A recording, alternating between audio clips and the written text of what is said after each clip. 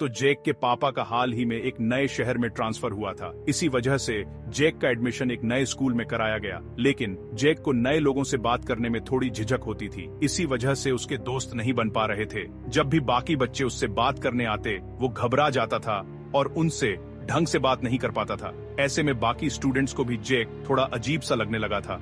धीरे धीरे सब बच्चे उसे भोंदू और लूजर कहकर उसका मजाक उड़ाने लगे और बहुत तंग भी करने लगे। जेक को अपना नया स्कूल बिल्कुल भी पसंद नहीं आ रहा था और वो और भी ज्यादा चुपचाप रहने लगा था। जैसे ही क्लासेस ओवर होती थीं और फ्री पीरियड या ब्रेक शुरू होता था, वो स्टेयर्स से ऊपर जाकर 4th फ्लोर वाले स्कूल वॉशरूम में छिप जाता था।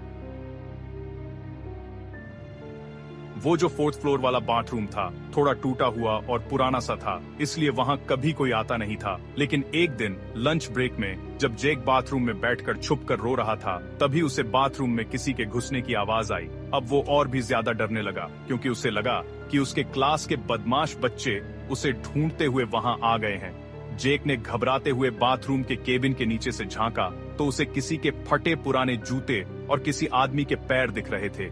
बाहर जो कोई भी था, ऐसा लग रहा था जैसे वो गुस्से में गुर्रा रहा हो।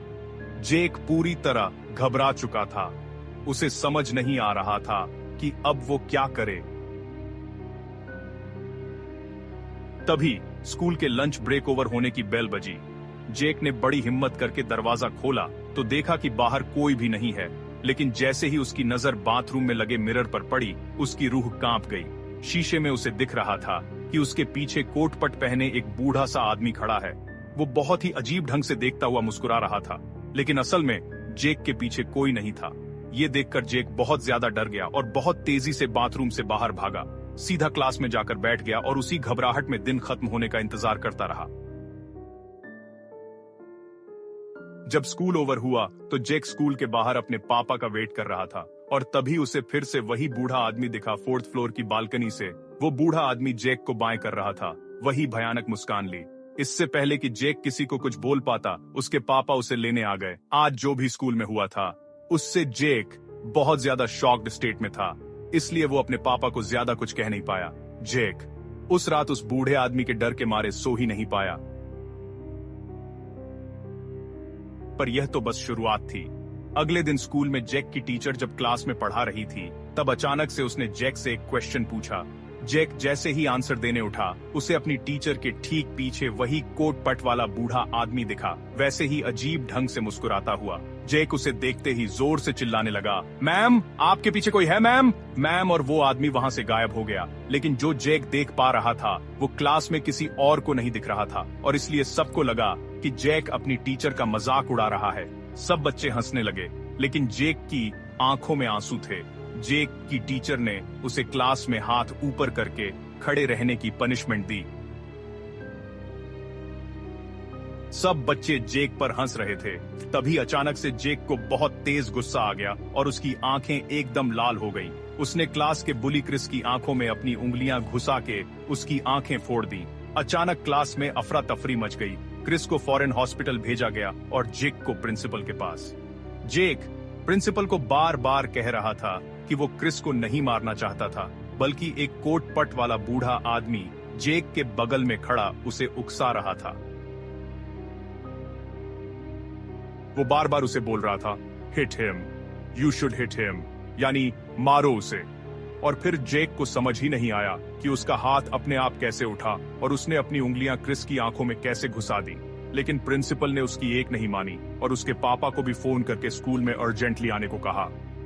जेक बार बार प्रिंसिपल से रिक्वेस्ट कर रहा था, लेकिन वो प्रिंसिपल उसे डांटे जा रही थी। तभी अचानक से जेक ने प्रिंसिपल का ही गला पकड़ लिया और उसका गला दबाने लगा, इतनी तेज कि प्रिंसिपल के मुंह से आवाज ही नहीं निकल रही थी। प्रिंसिपल ने अपनी टेबल पर रखी बेल को बार बार बजाया और तब प्रिंसिपल का असिस्टेंट भागता हुआ अंदर आया। उसने किसी तरह जेक को रोका और पीछे धक्का दिया और उसे एक जोर का थप्पड़ मारा, लेकिन जेक ने उस थप्पड़ पर कोई रिएक्शन ही नहीं दिया, बल्कि वो एक अजीब ढंग से हंसने लगा, जैसे कि वो जेक हो ही नहीं और वो किसी के बस में हो। प्रिंसिपल जेक पर बहुत गुस्सा थी। उन्होंने जेक को एक स्टोर रूम में बंद कर दिया और एक पीएन को उस रूम के बाहर खड़ा कर दिया और फिर जेक के पापा के वापस आने का इंतजार करने लगी।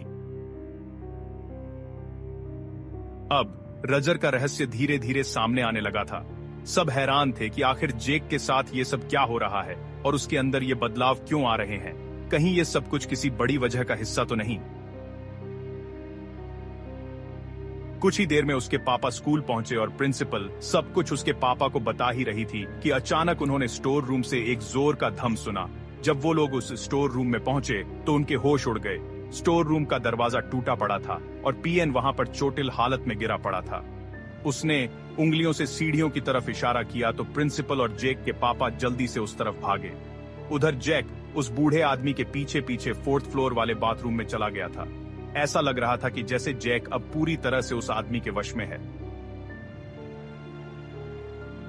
जैसे ही जैक के पापा भागते हुए ऊपर गए, उन्होंने देखा कि कोई जैक को उस 4th फ्लोर वाले बाथरूम के मिरर के अंदर खींच रहा है और जैक का आधा शरीर उस शीशे के अंदर है। ये देखकर उनका दिल सच में दहल गया। वो जल्दी से भागे और पूरी ताकत लगाकर जैक को वापस खींच लिया। जैक बेहोश था। उसके पूरे शरीर पर कई सारी चोटें लगी हुई थीं। उसे तुरंत हॉस्पिटल लेकर जाया गया। जैक ने अपने साथ हुआ पूरा किस्सा शुरू से आखिर तक बताया। उसने कहा कि वो कोट पट वाला आदमी उसे अपने साथ उस मिरर के पार अपनी दुनिया में ले जाना चाहता था। फिर स्कूल प्रिंसिपल के असिस्टेंट ने बताया कि करीब 2 साल पहले इस स्कूल में एक प्रिंसिपल रजर थे। वो हमेशा बच्चों को बहुत प्यार से रखते थे, लेकिन उस समय एक एक करके स्कूल के सबसे मासूम बच्चे गायब होने लगे थे और तब पता चला कि प्रिंसिपल रजर स्कूल बाथरूम में उन छोटे छोटे बच्चों को ले जाकर उन्हें मार देते हैं और उनका मांस खाते हैं। एक ऐसे ही दिन पुलिस ने 4th फ्लोर के बाथरूम में प्रिंसिपल रजर को रंगे हाथों पकड़ लिया और मार डाला। तब से वो 4th फ्लोर का बाथरूम बंद पड़ा था और कोई उसे यूज नहीं करता था। प्रिंसिपल के असिस्टेंट ने कहा कि अभी हाल ही में उन्होंने 4th फ्लोर का बाथरूम ओपन किया था क्योंकि उसमें उन्हें रेनोवेशन का काम कराना था, लेकिन उन्होंने कभी नहीं सोचा था कि प्रिंसिपल रजर की आत्मा उस बाथरूम में कैद थी और वो इतनी खूंखार थी। उस इंसिडेंट के बाद पूरे 4th फ्लोर की क्लीनिंग कराई गई और उस बाथरूम को हमेशा हमेशा के लिए बंद कर दिया गया। आज भी उस स्कूल में 4th फ्लोर पर कोई नहीं जाता। जैक के पापा ने उसका स्कूल ही बदलवा दिया, लेकिन जैक अपने साथ हुआ ये इंसिडेंट शायद कभी भूल पाएगा। दोस्तों, खूनी मंडे पर हम लेकर आए हैं आपके लिए एक बहुत ही amazing horror film 3rd floor. तो अगर आपने वो अभी तक नहीं देखी है तो जल्दी से एंड स्क्रीन पर क्लिक करो और देखो हमारी नई हॉरर फिल्म 3rd फ्लोर। और अगर आपको ये वीडियो अच्छी लगी तो सब्सक्राइब करना